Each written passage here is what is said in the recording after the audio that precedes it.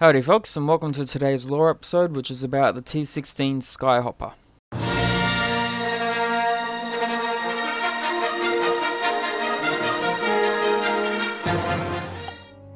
With its distinctive tri-winged space frame and roaring E-16X ion engine, the T-16 was one of the most popular suborbital vehicles ever produced by the Incom Corporation.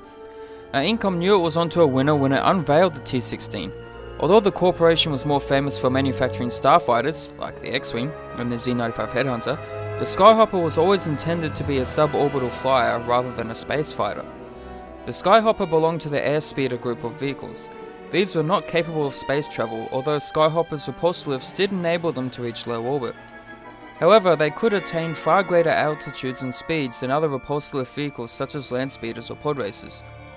Skyhoppers were also maneuverable, versatile, and easy to customize. They were ideal training vehicles for would-be fighter pilots and coveted pleasure vehicles for aspiring young hotshots. On the Outer Rim worlds in particular, Skyhoppers could often be seen racing at unthinkable speeds, their daredevil pilots pushing their ship's capabilities to the limit. Unlike the majority of airspeeders, T-16s were specifically designed to operate at the upper limits of a planet's troposphere, the very brink of space. As such, the Skyhopper's tiny cabin was pressurized to withstand suborbital altitudes of up to 300 kilometers. This impressive flight ceiling allowed the Skyhopper to lend itself to a number of applications, including military and police duties. Skyhoppers could easily intercept any transgressing aircraft, with armed and armor plating variants of the T-16 becoming a mainstay of many planets' security forces. Yet, it was at the hands of the galaxy's civilian pilots that the T-16 really came into its own. On Outer Rim worlds such as Tatooine, bored moisture farmers and thrill-seeking youngsters would engage in hair-raising speeder races using their souped-up T-16s to compete against each other. Despite the fact that Skyhoppers were designed for high-altitude flight, the youngsters of Tatooine piloted their craft at dangerously low altitudes and in environments usually thought to be too narrow for vehicles of such speed. Luke Skywalker was just such an individual. He gained a reputation as the best bush pilot in the Outer Rim territories, thanks to his natural yet uncanny proficiency at the controls of his Skyhopper. One of Luke's favourite pastimes was to race his T-16 through the perilous ravines of Beggar's Canyon, an environment that had challenged even the pod racers of the previous era.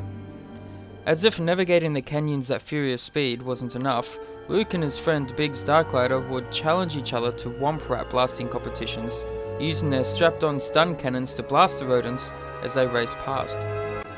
In one particularly foolhardy incident, Luke almost lost control of his Skyhopper after clipping his stabilizer on the canyon's stone needle outcrop. The incident got Luke grounded, and he was unable to repair his Skyhopper when events forced him off Tatooine. Nevertheless, Luke's Skyhopper skills served him well when he took to the controls of Incom's T-65 X-Wing. Now, the original design of the Skyhopper didn't have built-in weaponry. However, on some worlds, Skyhoppers were adapted to offer several optional extras. Police and military Skyhoppers often came with forward-firing stun cannons or pneumatic weapons for aerial defense. By using the molecular magnetic clamps on the underside of the craft, heavy-duty laser cannons could also be mounted on the vehicle's belly for combat and dogfighting scenarios. On Tatooine, bush pilots used stun cannons to target the fast-moving womp rats that inhabited the canyon floors. And this practice added to the challenge of flying through the narrow ravines and enabled pilots to hone their targeting skills with the craft's laser sighting systems.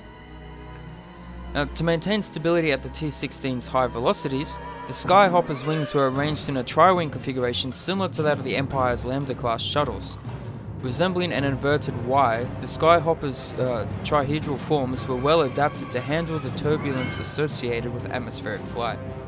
Additional stability was provided by the craft's advanced gyro stabilizers, which enabled the pilot to maintain control during complex high-G maneuvers. The T-16's extraordinary maneuverability made it ideal for coping with winding canyons, tight corners, and vertical climbs. Now, with the vehicle's high-powered iron engine providing thrust, lift was provided by the T-16's pair of DCJ-45 repulsor lift generators. These anti-gravity devices were the primary propulsion system for all planet-based vehicles, using fusion reactors to create anti-gravity fields that repelled a planet's gravity. Repulsor lift systems varied in size from small generators for lifting speeder bikes a few feet off the ground, to the enormous reactors necessary to propel a starship clear of the atmosphere. By using 2 generators, Skyhoppers were empowered with far greater lift than most crafts their size, allowing for a maximum elevation of 300 kilometers above a planet's surface. Combined with the ion afterburner, the DCJ-45s allowed the Skyhopper to rule the skies of Tatooine. Now when we look at the cockpit of the T-16, we can see that its tiny cabin was actually divided into 2 sections to accommodate a pilot and a single passenger. Although the airfoil could obstruct the pilot's field of vision, for many this simply added to the challenge of high-speed navigation, and the vehicle's holographic terrain displays compensated for the poor visibility. The vehicle's instrument panel and control stick were designed to be highly sensitive and easy to handle in order to allow precise maneuvering at high velocities. Another key feature of the T-16's control systems and cockpit layout was their striking similarity to those of Incom's newer T-65 X-Wing starfighters. When the Rebel Alliance introduced X-Wings into service, they discovered that pilots accustomed to flying Skyhoppers had little difficulty learning the X-Wing's controls. And that is some Star Wars lore on Incom's T-16 Skyhopper. Now if you like the video, be sure to drop a like, subscribe if you're new, and leave a comment or 2, let me know what you thought of the video if you feel like it, and I'll talk to you all on the next one. Catch you later.